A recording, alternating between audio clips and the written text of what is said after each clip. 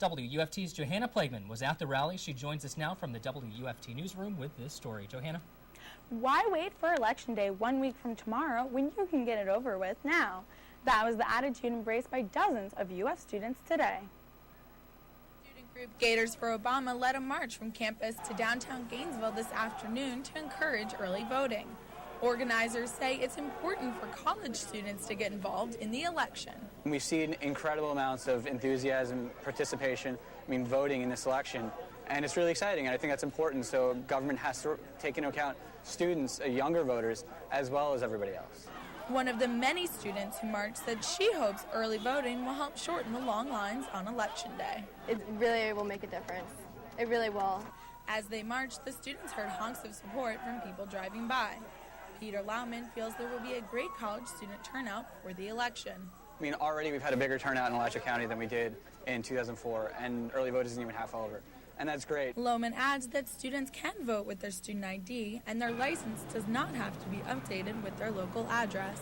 Alachua County Supervisor of Elections Pam Carpenter says heading into this week, 21,000 people have taken advantage of early voting. But with overall turnout expected to push 80% of 154,000 registered voters, you could still face very long lines if you wait until Election Day. The numbers suggest there will be 100,000 more ballots cast in Alachua County before the election ends. Johanna Plagueman, WUFT News. An increasing number of college students are ditching the coffee and taking a prescription stimulant called Adderall. One UF senior who wishes to remain anonymous always uses Adderall to study for exams. I take it because I need it to study. At this point, to be honest, I've taken it ever since I'm sophomore year, and I can't even remember the last test I studied for without using Adderall. This drug is often prescribed to people suffering from attention deficit hyperactivity disorder, more commonly known as ADHD. Some of the effects of Adderall include an increase in concentration and an ability to focus for long periods of time, which is precisely why it's being abused all over college campuses. Dr. Norma Charles, a psychologist at the University of Florida Student Health Care Center, has seen an increase of students being screened for ADHD. We have one person who does testing, and already, he's out of appointment slots for the semester. I think like back in October, so if that's any indication. The student says since he has built up a tolerance to Adderall, he needs to take more than before to feel its effects. He admits to taking 100 milligrams, 5 times the normal dosage in a single day. Dr. Daniel Logan, a specialist in medicine addiction, says misuse of Adderall can cause serious health problems. We're going to have seizures as a result of taking too much Adderall. I guess I have seen that in the emergency department where people have had convulsions as a result of taking too much Adderall. So it's serious stuff. And people grossly underestimate how serious it is. Logan adds other side effects can be an irregular heartbeat and neurological problems. Another major problem with students taking the drug without a prescription is what's in their medicine cabinet. Medications they're already taking could have adverse effects when mixed with Adderall. The UF senior knows he's not the only one taking these risks. About 75% of my friends use it, and I know that Adderall is, particularly prevalent in med school and law school. I know a lot of med and law students that use Adderall a lot, just to get by because they have so much studying to do. The question is, where are students getting the drug? Well, some are actually prescribed Adderall, and others buy it off them. Dr. Logan has actually treated people who sold it. I've had several of my patients who've told me that this is a potential source of additional income, is just selling their prescription, so that it's readily available to college students if they're interested. The UF student we met earlier admits Adderall isn't hard to come by. Yeah, it's easy to get. I probably have at least 10 different connections of people who I know who sell Adderall.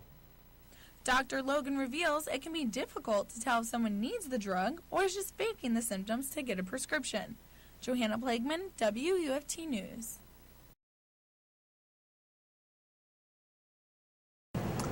With the coldest time of the year approaching, shelters like St. Francis need additional blankets for people staying at their shelter and for people that are forced to sleep on the street. Some of the scooter parking in the center of campus, like this, will be moved to the outskirts to keep students from using their scooters in between their classes. Inside this bathroom, a bomb threat was written on the wall above a urinal that tested the response of the crisis management team here at Santa Fe. A legendary comedy duo is no longer up in smoke. They're back in business, hoping again to inhale the sweet smell of success.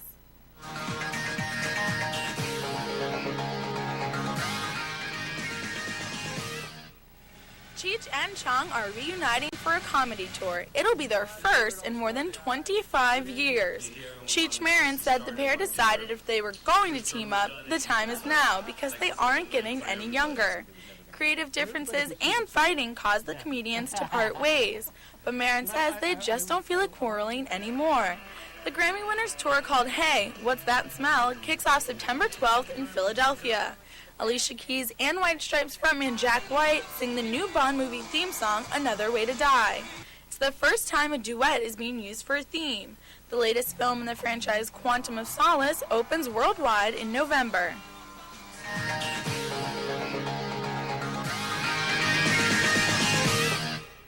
Hold on to your wands. The new Harry Potter trailer is out and things are getting darker. The 6th installment in the series gets into the mind of the Dark Wizard himself, Lord Voldemort. Harry Potter and the Half-Blood Prince hits theaters in November, and fans will get time to reread all 7 books before the 7th movie comes out.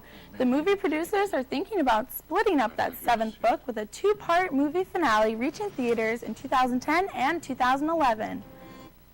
The Dark Knight gets some competition from a mummy while Kevin Costner hopes moviegoers swing into theaters to catch his latest comedy. Mike Wilbur takes a look at what's new in theaters in this week's box office preview. The Mummy, Tomb of the Dragon Emperor opens in theaters tomorrow, but it may turn out to be the worst reviewed film of the 3 in the series. Its critic choice rating is just a 65, a sharp drop from the 76 for The Mummy Returns. Johanna Plagueman, WUFT News. Thanks, Johanna. You know, I think you can see Marky Mark hanging with a pretty funky bunch this fall, and Morgan Freeman is reportedly getting a divorce. All this in today's Hollywood Minute.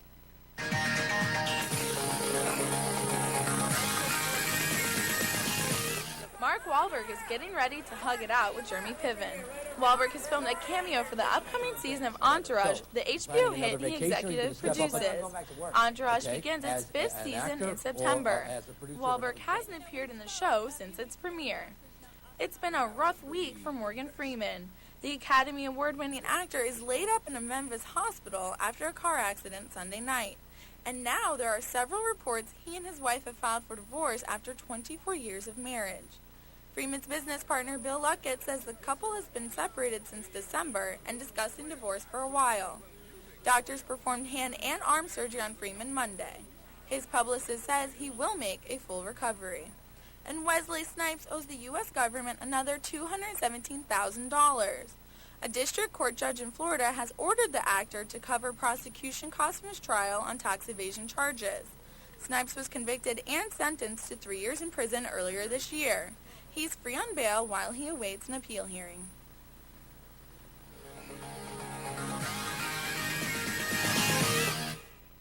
Suspicious minds had it right. Lisa Marie Presley is pregnant. Her representative confirms to People magazine what Entertainment Tonight first reported. The 40-year-old daughter of Elvis is pregnant with twins. The twins will be her first children's new husband, Michael Lockwood. She has 2 teenage kids from her very first marriage, and of course, none from her 2-year marriage to Michael Jackson or her 4-month marriage to Nicolas Cage. A sisterhood reunites. Quentin Tarantino takes moviegoers on a wild ride, and Seth Rogen is on a high with James Franco. Mike Wilbur takes a look at what's new in theaters in this week's box office preview. Traveling pants are still hot with the sisterhood, but not with film critics who mostly find the appeal is fading. The Critics' Choice rating for the sequel is just a 69. That's 10 points lower than the original scored 3 years ago. Johanna Plagueman, WUFT News.